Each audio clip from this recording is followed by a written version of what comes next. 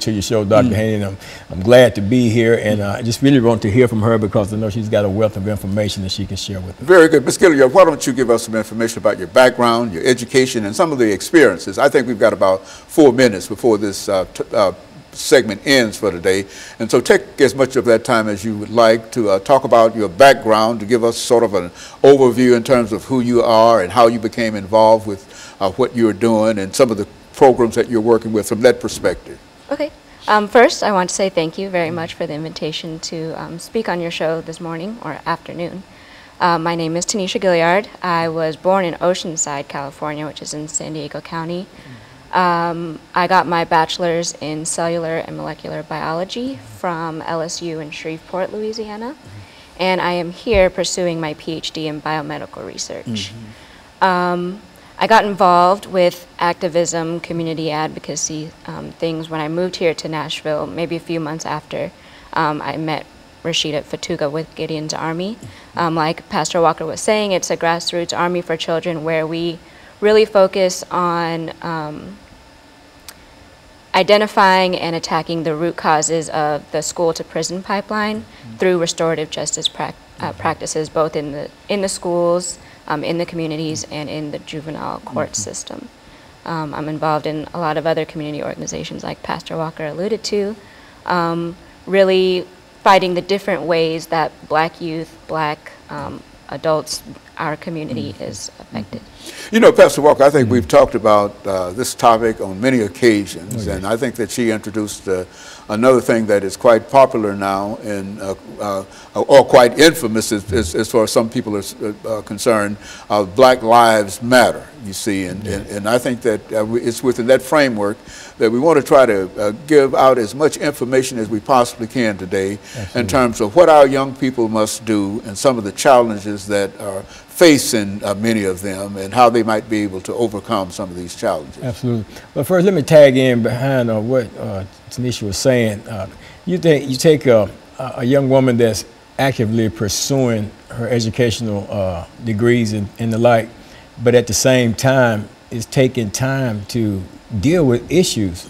Because I noticed when she said concerning her degrees, her field of study doesn't seem to go lend itself with what she's actively pursuing in terms of working with Black Lives Matter and Justice for Jefferson Not Street. directly, anyway. Okay, but not directly, but you know, it's kind of tied in a sense. But you know, the thing is, what's impressive to me is that the point I'm making here is that it's her focus is not exclusively on just getting the degrees, but at the same time, while en route to the degrees, being able to advocate on behalf of others and work on behalf of others and making a difference in the lives of others. And that's, you know, that's what's impressive to me, because a lot of people, they get single-sighted and that's all they're looking at. And regardless of all the things that's going on around them, they still don't veer off into it and do anything about it. So I'm impressed by that.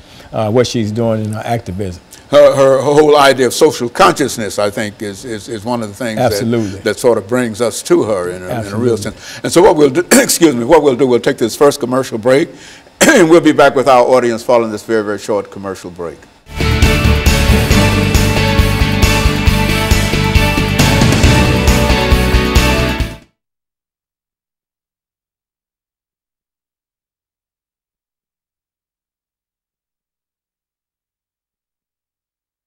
My first time on a TV show or in a recording studio. And so let's start off. What you're doing, what you want to do, and all this. With the second segment, Ms. Gilliard, by giving you an opportunity to talk about some of the programs that you're involved in. I think you mentioned the fact of Gideon's Army, as well as Black Lives Matter, and et cetera.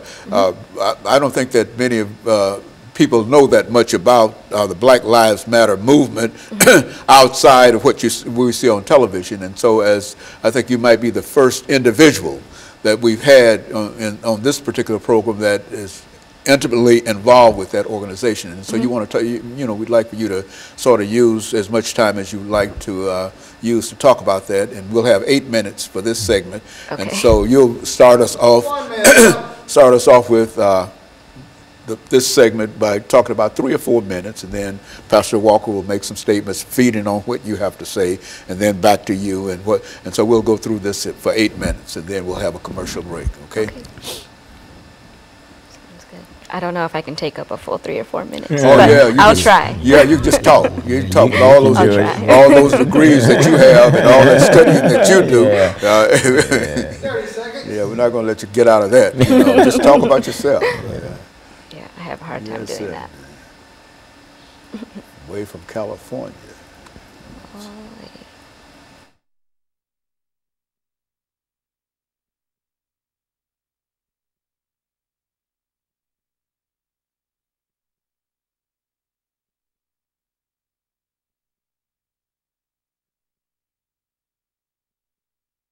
Thank you and welcome back to the second segment of the show for today. We're talking to Pastor K. Walker and Ms. Gilliard in reference to some of the challenges of African American youth, both male and female. And I think, as we often mention, Ms. Gilliard, we might say African American youth, but we know that some of the things that we're talking about here applies to all ethnic groups and et cetera.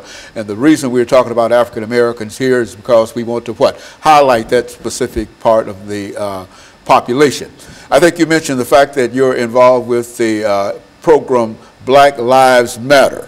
Yes. Many of our audience might not be familiar with this organization from their perspective. So why don't you take a few minutes to talk about how that organization started and some of the things that that organization has been involved in and some of the things that you're doing in reference to that organization.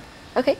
So Black Lives Matter as a network started originally it started after the non-indictment of George Zimmerman in the Trayvon Martin murder. It started off just basically as a hashtag, Black Lives Matter, in terms of social media and in the news and things like that. But it really took off after the murder of Michael Brown in Ferguson with all of those protests, and there was a freedom ride kind of put together in the fashion of the freedom rides during the civil rights movement, where people from all over the country and even Canada came down to Ferguson to help the community to stage some more protests and kind of get the conversation going about the things that led up to all of this increase in police